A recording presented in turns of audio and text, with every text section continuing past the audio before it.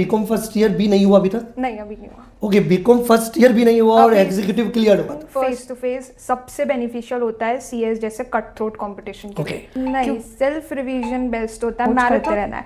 Online में ऐसा रहता है कि प्रोक्रेस्टिनेशन रहती है, आज नहीं कल कर लेंगे, आज नहीं कल कर लेंगे। तो फेस टू फेस बहुत बेनिफिशियल होता है।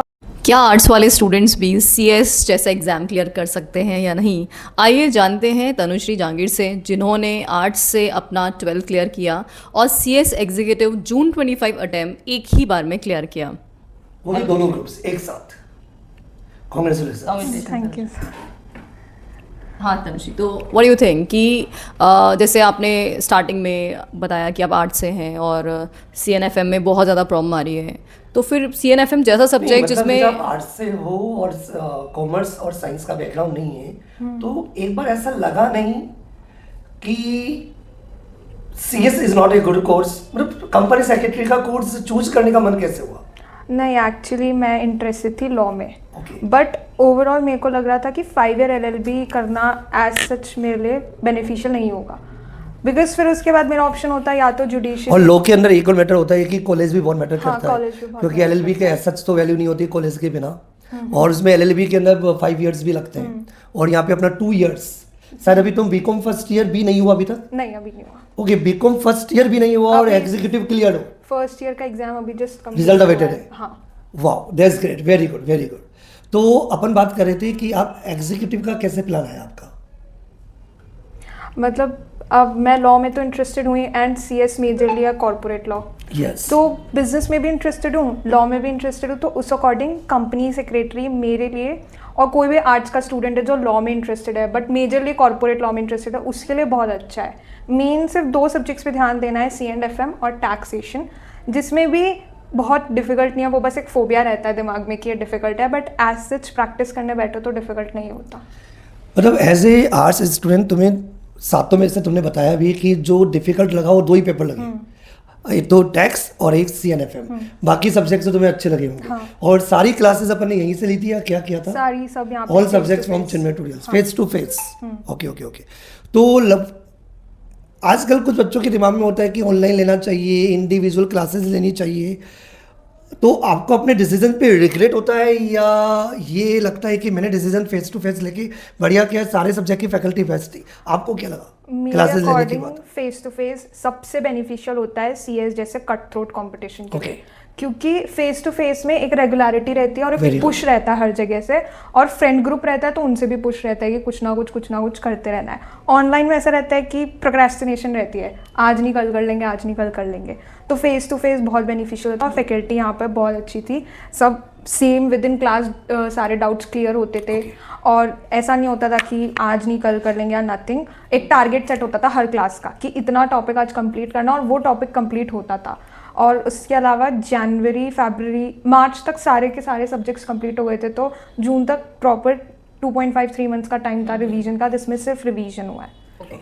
तो तनुश्री, आपने एक ही सिंगल नोट्स रेफर किए या बहुत सारे नोट्स रेफर किए, मतलब क्या किया नोट्स के नहीं, लिए? मैंने सिर्फ सिंगल नोट्स रेफर किए थे जो मैंने खुद ही कंपाइलर में बना रखे थे। मल्टीपल नोट्स या मल्टीपल स्टडी मटेरियल नहीं था। राइट, बिल्कुल सही बात है, क्योंकि जनरली आप सेम नोट्स बार बार रिपीट करते हैं, तो इवन दो आप ये रिकॉल कर पाते हैं कि लेफ्ट पेज का ये वाला पैराग्राफ, और अगर मल्टीपल नोट्स पढ़ते हैं तो फिर वो रिकॉल नहीं हो पाता, वो कंपैरिजन ही कर जाता है बच्चा कि अरे इसमें ज़्यादा लिखा है, इसमें कम लिखा हुआ है।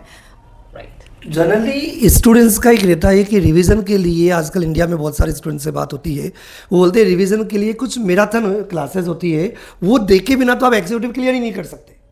तो आपने भी ऐसा कुछ मैराथन लिया था? मैराथन मीन्स रिवीजन, तो आपने रिवीजन कैसे किया? आपको क्या लगता है कोई थर्ड पर्सन का रिवीजन बेटर होता है, सेल्फ रिवीजन बेटर होता है?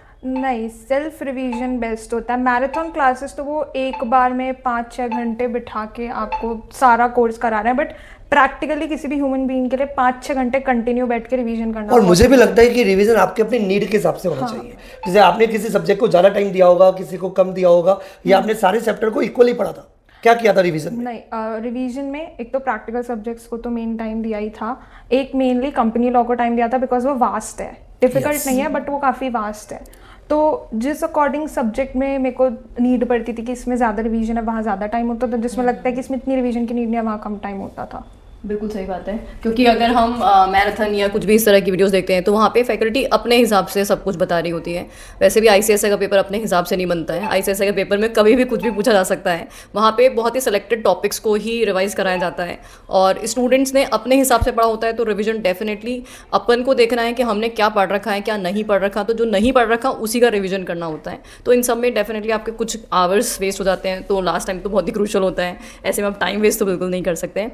अच्छा तनुश्री, एक चीज़ बताओ आप मुझे कि जैसे हम लोगों ने कोर्स कंप्लीट किया, इस ड्यूरेशन में कई बार ऐसा हुआ होगा कि हमें डीमोटिवेशन फील हो रहा है, हम डीमोरलाइज हो रहे हैं, कभी पढ़ने का मन नहीं कर रहा है, तो ओवरकम कैसे किया?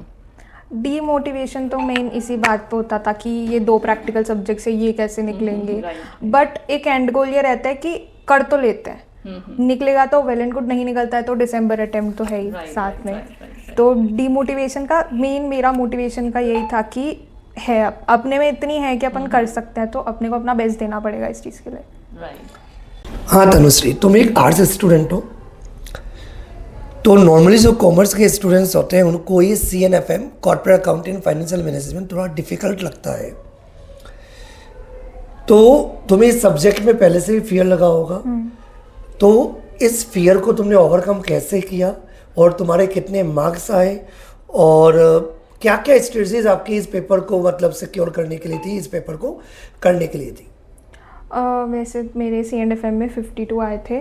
ओके, वेरी और गुड मार्क्स। C&FM में 2 पार्ट्स हैं, कॉर्पोरेट अकाउंटिंग और फाइनेंशियल मैनेजमेंट। तो अगर कोई आर्ट्स बैकग्राउंड का स्टूडेंट है उसके लिए बेनिफिशियल होता है फाइनेंशियल मैनेजमेंट को सिक्योर करना, क्योंकि वो सबके लिए नहीं होता है। हाँ, वो 40 मार्क्स का होता है, वो कंपैरेटिवली ज़्यादा अच्छा होता है समझने और में। उसमें अकाउंट्स के फंडामेंटल्स भी यूज नहीं होते। हाँ, उसमें अकाउंट्स के फंडामेंटल्स भी यूज़ नहीं होते। दूसरी बात, थ्योरी भी काफ़ी हद तक गिवन होती है कॉर्पोरेट अकाउंट्स फाइनेंशियल मैनेजमेंट दोनों में। Okay. तो थ्योरी को भी लेके चले तो अराउंड 50 मार्क्स का तो हम पढ़ सकते हैं। रिमेनिंग 40 मार्क्स में जो कॉर्पोरेट अकाउंट्स है उसमें डिबेंचर्स और शेयर्स की अकाउंटिंग इंपॉर्टेंट होती है, बिकॉज वो सबसे ज़्यादा मार्क्स उसी में होता है। तो उनको भी अगर हम थोड़ा थोड़ा कर लेंगे तो काफ़ी हद तक मार्क्स सिक्योर हो जाएंगे। चलो, तुम्हारे मतलब CNFM में तो बहुत अच्छे नंबर आए। तुम्हें टैक्स में भी फियर लगा होगा, तो मतलब तुम्हें टैक्स में क्या लगता था? क्योंकि जनरली जो बच्चे कॉमर्स वाले होते हैं, बहुत सारे स्टूडेंट्स को जानता हूँ जो CA एंटर कर रहे हैं, उनको टैक्स में फोबिया है। तो तुम्हें टैक्स कैसा लगा? ऑब्वियसली मैंने टैक्स पढ़ाया था, तो टैक्स लगा कैसे? इसमें क्या मतलब अच्छा लगता था, बढ़िया लगता था? अपना पढ़ने का तरीका कैसा था? अपने न्यूमेरिकल्स कितने किए थे? क्या क्या अपनी स्ट्रेटजीज थी? अपन ने किस तरीके से किया टैक्स के अंदर? टैक्स में तो एक तो सर बहुत अच्छा पढ़ाया आपने, थैंक यू फॉर दैट।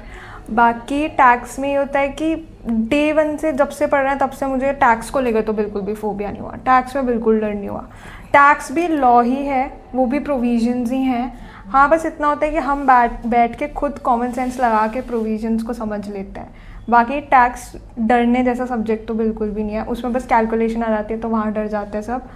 और अपने क्लास में वैसे भी हर क्लास, कंसेप्ट के हाँ, बहुत सारे क्वेश्चंस किए थे, हर कंसेप्ट के CA इंटर के लेवल के क्वेश्चंस किए थे, तो वैसे ही सब इजी लगा था पेपर के अंदर। तो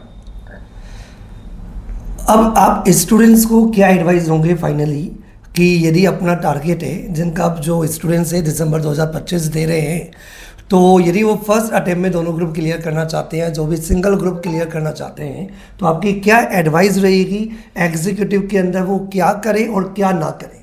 आप क्या बताना चाहेंगे, व्हाट टू डू और व्हाट नॉट टू डू? एक तो हार्ड वर्क तो इम्पॉर्टेंट है, बट स्मार्ट वर्क भी बहुत इम्पॉर्टेंट है, क्योंकि बहुत वास्ट कोर्स है तो पूरा कवर नहीं कर सकते।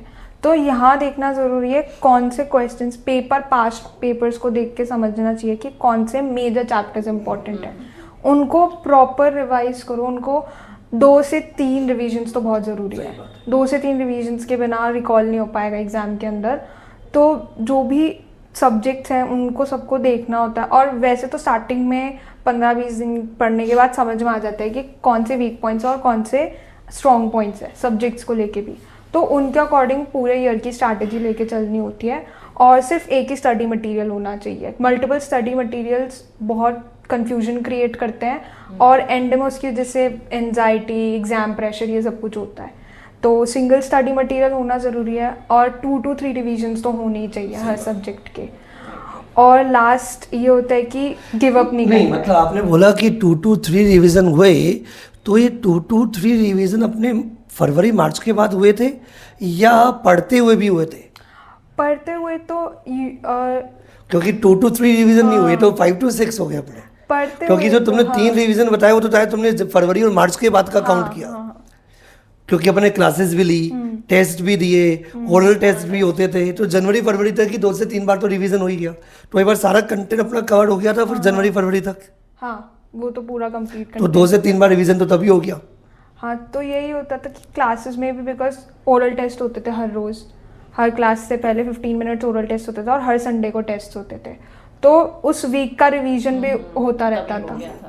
और फिर उसके बाद आपने सेल्फ स्टडी के रूप में जब पूरा कोर्स कंप्लीट हो गया तो आपने 2 से 3 बार रिवीजन आपने आराम से किया हर सब्जेक्ट्स को मॉक टेस्ट के साथ। Thank you so much, Tanushree, for coming here, for joining us. Thank you. Thank you. Congratulations.